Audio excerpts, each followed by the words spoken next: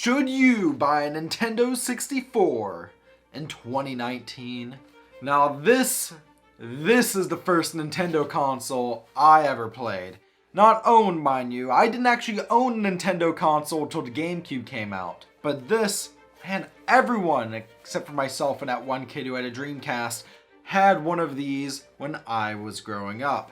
This thing was awesome. So many great games. I have so many memories of afternoons spent playing, say, Mario Party, various WWE or WWF games. I forget which ones in particular. Star Wars Episode 1 Racer, that was a great one, especially in the dual controller mode. Mario 64, and of course, all of those wonderful, wonderful Pokemon Stadium minigames. Trust me, they're really good. But what I'm saying is, this is a console I have a lot of memories with.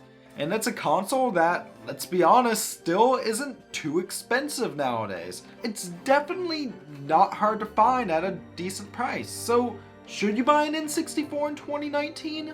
That's what we're going to find out in today's video. Welcome to Stuff We Play, home of everything weird and retro. And if that sounds cool to you, why not subscribe? And today we're talking about the Nintendo 64. Nintendo's 64-bit console that was first released in July 1996 in Japan and later that same year in the rest of the world, or at the very least North America. I think it was, 97 in Europe? That's besides the point. This is the Nintendo 64. It's a 64-bit console that played games off cartridges and is the first game system that I can think of that you could attach up to 4 different controllers to at once. That's right, this thing had 4-player enabled out of the box. No need for a multi-tap. But anyways, as DJ Slopes would say, it seems I'm getting a little ahead of myself. As always, as in any buying guide I do, we're going over the hardware, the software, and accessories. So let's get right into it.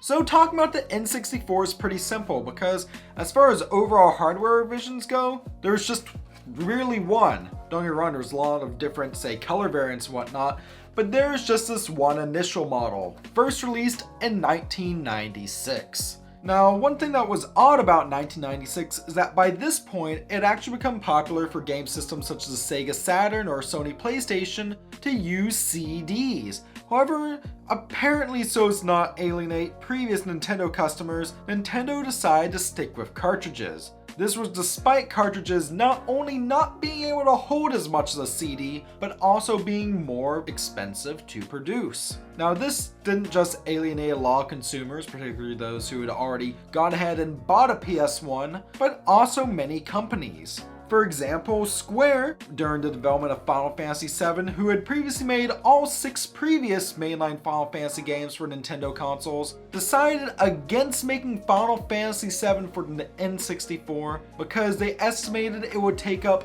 13 cartridges. To put that in perspective, when they ultimately did release it, then for the PS1, which used discs, which as we established could hold a lot more than cartridges, it was still spread out over several discs. Despite that fact, the N64 sold moderately well. Not nearly as well as the PS1. In fact, I don't think it sold nearly as well as the SNES did either. Though it did sell better than the Sega Saturn, which hurts me as a Sega fanboy. Now, this thing I think was particularly popular with kids. I know Nintendo had always been considered more, say, family-friendly than your average Sega, but the N64 is the first Nintendo console that I really think got a reputation of being kiddie, which I don't think was necessarily bad marketing-wise. Now, let's talk about the actual design of the N64. This thing is beautiful. You turn around, simple. You have this big thing right here, that's your power supply. You have this, that's where your video out goes. The graphics, they look a little muddied and whatnot. That's apparently due to a filter, though you can actually disable that using a cheating device. It also has this expansion port, which was never used in North America, but in Japan, well, we'll get into that in a bit. Now, I want to just talk about how many different color variants of the N64 there were.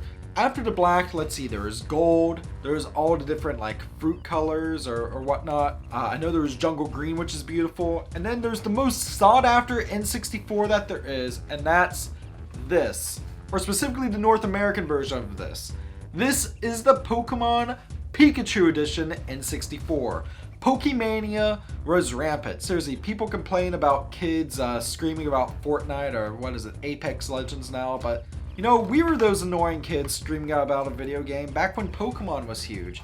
And to capitalize off that, they had this. Except in Japan, they had multiple variants. They had the dark blue variant that we got in North America, this lighter blue variant, a really nice orange version. And it's just beautiful. Like when you turn it on, Pikachu's cheeks light up, though it's kind of creepy if the lights are off since they slightly illuminate his eyes as well, but I love it. The sad thing is that while you can find a regular N64 online for, I'd say about 30 or 40 bucks American, one of these will cost you, well, the American version, upwards of 150. This Japanese one, for comparison, cost me just 100 flat. And also I should mention, the N64 is region locked, but much the same way as the Super Nintendo, meaning that if you open the cartridge slot and cut out these little tabs that are back here, and then you can play games from anywhere in the world, and that's great. I don't know, I never really saw the point of region locking something. It's just, come on, it's preventing people from buying more games. So I'm kind of glad that this one's just so particularly easy to mod. But yeah, I really love the design of N64, especially this Pikachu one. It's just a shame then that the same thing can't be said for the controller. Without that middle piece, it looks kind of like a Sega Saturn controller, but with two little wings. But this was also the first console to come standard with an analog joystick. On a nice new controller, it feels nice. The unfortunate thing is that these analog sticks wear down really fast. If you're buying one, this is a console I'd really recommend that if you have the option and want to buy it, you should go to a store and just make sure that the controllers still have nice analog sticks. Or you could bypass the original controller in general and get this. This isn't official, this is a third-party controller from Retrofighters. The Retrofighters N64 controller. It has, it has a really nice analog stick that reminds me almost of the one you'd find on, say, a PS3 controller. And it also has two Z triggers, so, you know, it's pretty much an N64 controller if it was designed like a PS3 controller. What I'm saying is I really like the Retrofighters controller, and I really like the N64 console itself. But before you make your decision just based off that, what's a console without its games? Let's go right into that. So let's talk about N64 games. And as with any Nintendo console, you can expect that this has some great classics. Now, at launch, in North America anyways, this only had 2 games for it. Super Mario 64 and Pilot Wing 64. And while numerically speaking that's a really disappointing launch, both of those games are great. Mario 64 especially. Super Mario 64 is an incredible 3D platformer, and really, it defined what a 3D platformer was to me. But with that said, there were some quirks.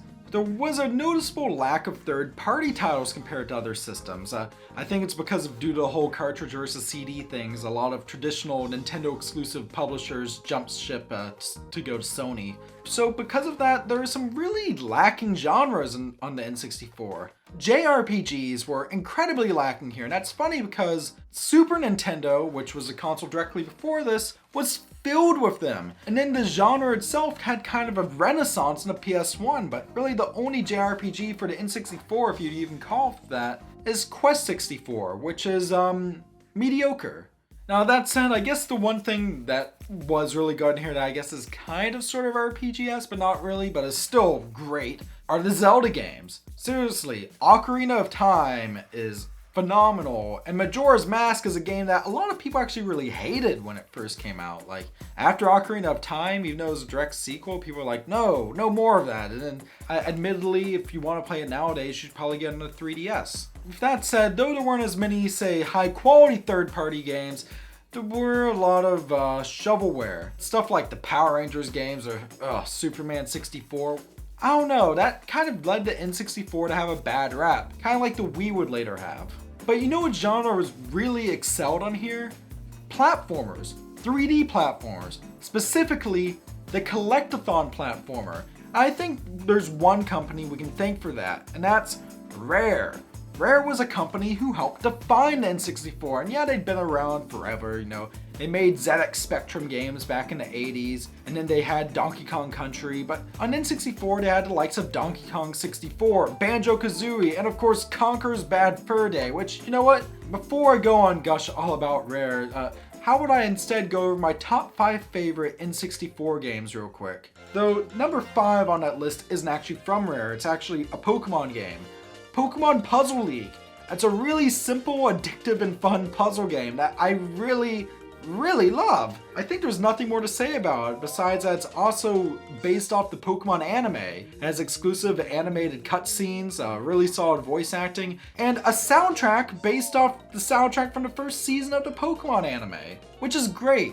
Cheesy, yeah, but great. I seriously, I really love this game. I think it's my favorite puzzle game of all time next to Puyo Puyo Tetris. Next up is GoldenEye 64. Based off the only James Bond movie that Pierce Brosnan starred in that was any good, GoldenEye is actually really great. Whenever you think of the traditional first-person shooter, you know, in the sense of something that you and your friends would get together to play in person, not online, I usually don't care for first-person shooters. Like, most games of the genre just aren't for me, but I really love GoldenEye. It has a lot of great little quirks, unlockable characters, and best of all, it has that really unique 2-controller mode, where you can aim with one controller and move around with the other. There's kind of a similar thing that was done as well with Star Wars Episode 1 Racer, where your pod racer actually had 2 engines, and one controller could control the left engine, the other could control the right engine, and it's so weird and unnecessary, but cool, and I can't help but love it. Next, speaking of racing games,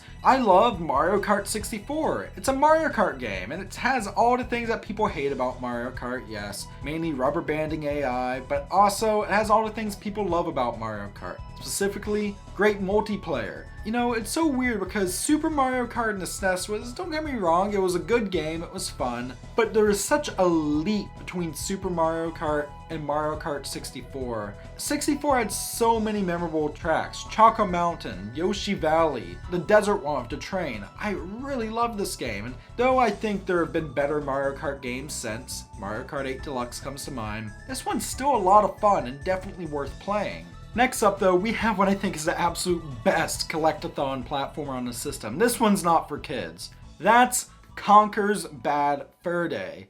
Now, Rare had really gotten kind of a reputation of making collectathon platformers that are really cutesy and kiddie, and people kind of commented about Conker, which was just going to be another one of those. That pissed them off. So they made Conker this really foul-mouthed, binge-drinking asshole of a squirrel who'd go around and pretty much had to go on one of those screwed-up adventures ever. Like, probably the most famous part of the game is a battle against the Great Mighty Pooh.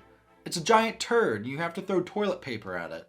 Must I say more? So anyways, my number 1 game for the N64, and I think I've mentioned this, but I love Super Mario 64. Seriously, Mario 64 it's so crazy. I remember the first time I went, I looked around that first area outside of Peach's castle, and you know, I know it sounds weird, but it seemed so realistic at the time. I'd never played a game quite like Mario 64 the first time I played it.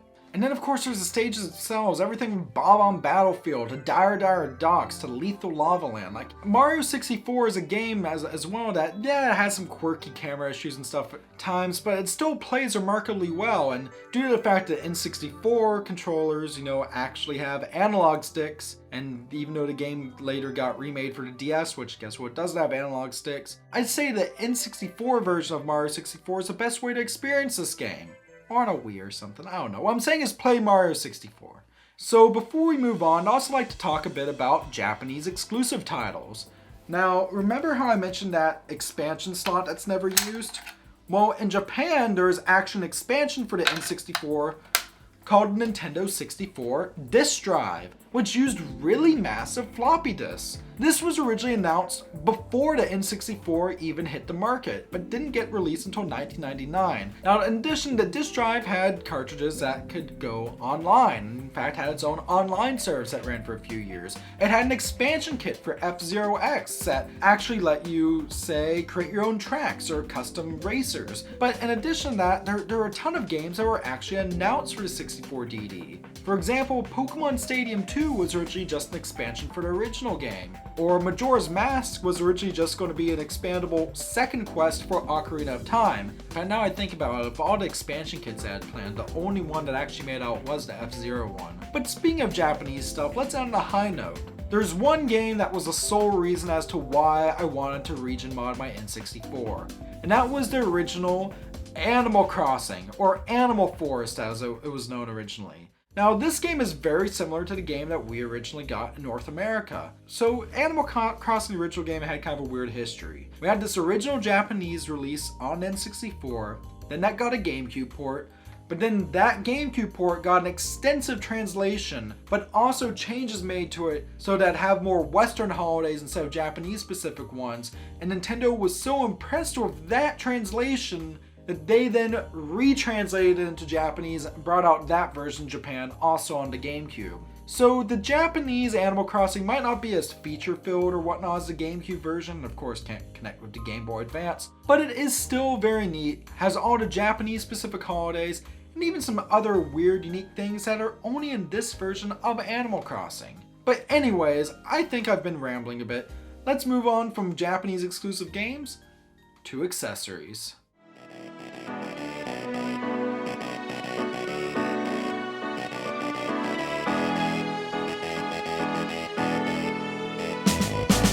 Alright, so let's talk about N64 accessories, and the one thing I need to mention off the bat is the jumper pack. And this is essential. Not essential in the same way as, say, the Action Replay 4 and Plus cartridge in my Saturn guide, which, is essential just because it opens up the library. No, essential in the fact that your system will not boot without the jumper pack. Make sure if you buy an N64 that you get a jumper pack with it. Or if you want to go the extra mile, you can get the expansion pack. Some games, such as Donkey Kong 64, required this. Due to this adding extra, I think it just adds extra RAM to the system. You also need this to, say, unlock certain features of other games, such as Perfect Dark. In addition, there was a microphone release for the N64, made of Hey You Pikachu, where you can actually talk to Pikachu, except it hardly worked.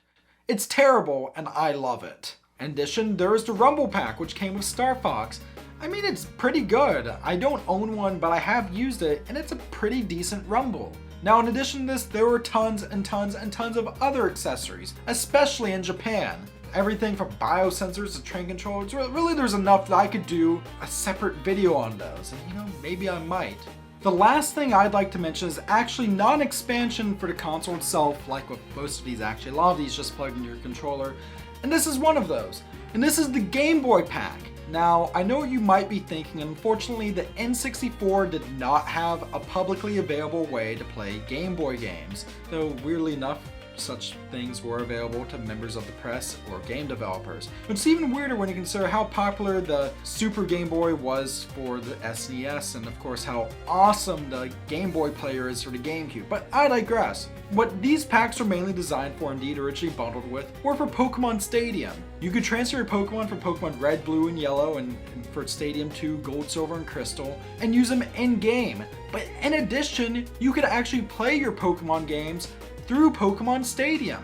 You could even use a speed-up feature like you find on modern emulators such as Visual Boy Advance, and it's kind of neat, though also kind of sad that they're limited only to Pokemon.